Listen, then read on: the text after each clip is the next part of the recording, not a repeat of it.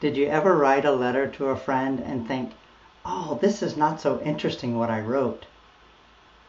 What could I do to make it more interesting? Well, let's talk about that today. We're going to learn about adjectives and adverbs and how using adjectives and adverbs well really add to a good writing. Hi, I'm Jerry with Global Connection ESL. Have you subscribed to this channel? If you subscribe or hit the bell below, then you will get updates whenever I make new videos. So let's talk today about adjectives and adverbs. And by the way, please stay to the end because at the end I have something special for you. So let's jump in. Adjectives and adverbs are very important to good writing. So let's take a look. But first, why are adjectives important? Adjectives are very important so that you can make yourself more descriptive. In fact, adjectives are words and phrases that describe nouns in your writing and in your speaking, but they really add more images to all of your writing and speaking. How do you identify an adjective? You can start by asking yourself what the word is describing. Where is the noun or pronoun around it that is being described? You also can look where it is in the sentence.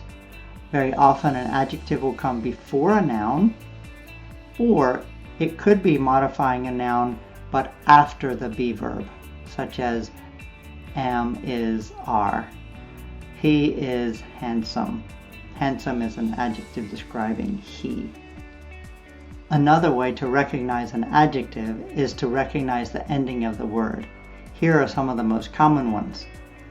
If you see the word available or possible, you see that it ends with able or ible.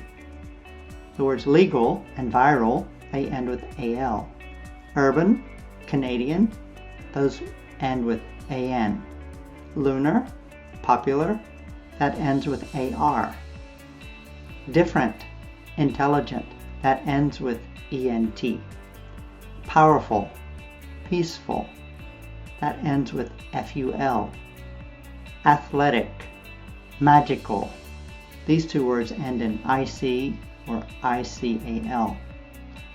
Feminine, genuine, these words end in ine. Futile, agile, these words end in ile. Massive, native, ending with ive. Careless, homeless, ending with less. Delicious, dangerous, that ends with ous. Handsome, lonesome, these end with some. These are great clues to recognize the word as an adjective. Let's look at some adjectives in sentences. Here, the Canadian student is intelligent. So Canadian is telling more about the student. We also can see that intelligent is an adjective. This word ends in ent, and it is describing student. So what kind of student is it? It's a Canadian student. It's an intelligent student. Difficult problems have different solutions. Here, difficult, a word that ends with ult, is describing problems. Different is describing solutions. Both of these adjectives come before the noun. The fast runner made an awesome goal for the team. Here, fast is describing the runner. We know that the runner is not slow. And here, awesome is describing goal. It was a spectacular goal, a very good goal. Sometimes there are questions about the order of adjectives in sentences. So native speakers do this naturally, but if English is your second language, it's helpful to know the order when you're making sentences.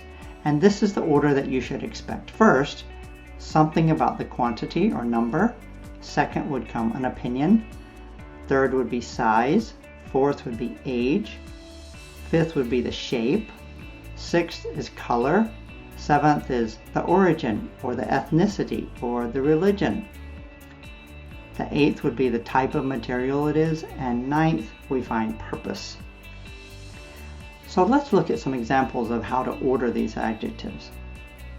In this picture it shows 5 fat old cats. I have 5 fat old cats. I have 3 noisy yellow cats.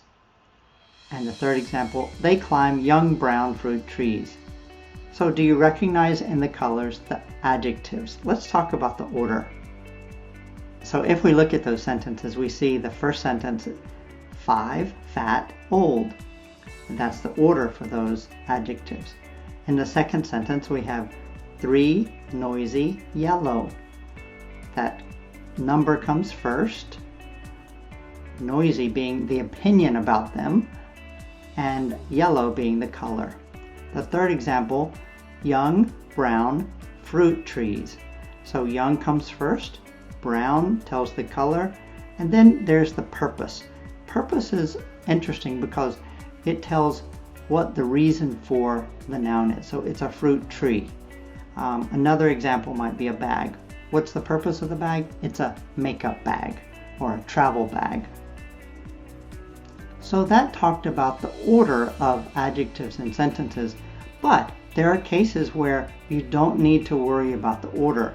When you have multiple adjectives that are separated by commas, then they can be treated equally without the order. The order is not important when you separate with commas. For example, the wonderful, inspirational, and funny story made everyone happy. If you change the sentence to the inspirational, funny, wonderful story made everyone happy, it's okay. The second example, the traditional, elegant, and attractive style of Japanese geisha is difficult to imitate. Here you can put traditional, elegant, and attractive in any order. Let's talk about adverbs too. Why are adverbs important? Adverbs tell us a lot about the sentence, and let's first talk about what they do. A word or a phrase that describes a verb, an adjective, or another adverb is an adverb. And they help to make things more specific and clear in the sentence. How do you identify an adverb in a sentence? First, it's helpful to ask yourself what it's describing. These are some questions that are helpful for identifying adverbs. How? When?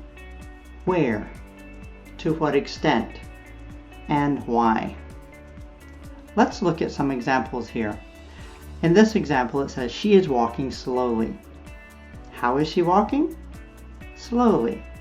Slowly is an adverb that tells how she is walking. Number 2, the appointment is not tomorrow, it's now. So you have the adverbs tomorrow and now that tell when. It answers the question when. The best deal in town is there. In this sentence, the word there is an adverb that tells us where. It answers the question where. She is really happy that they have a very long vacation. In sentence number 4, really and very tell more about the extent of how happy and how long.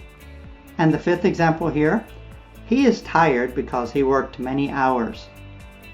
Because introduces an adverb clause and tells the reason why he is tired. Why is he tired? Because he worked many hours. So there you have it. That is a simple introduction to adjectives and adverbs. I hope that was helpful for you. I hope that you will become a stronger reader and writer now that you understand more about adjectives and adverbs. And by the way, thanks for staying to the end, because I want to tell you about a free resource to learn more about adjectives and adverbs. It even has some practice for you. So look in the show notes below and get the download there. I'm happy for you to have it. Have you subscribed to this channel? Please like, subscribe, and share with your friends. And whenever there is a new video, you'll be the first to know. All right. Thanks again. Have a good day.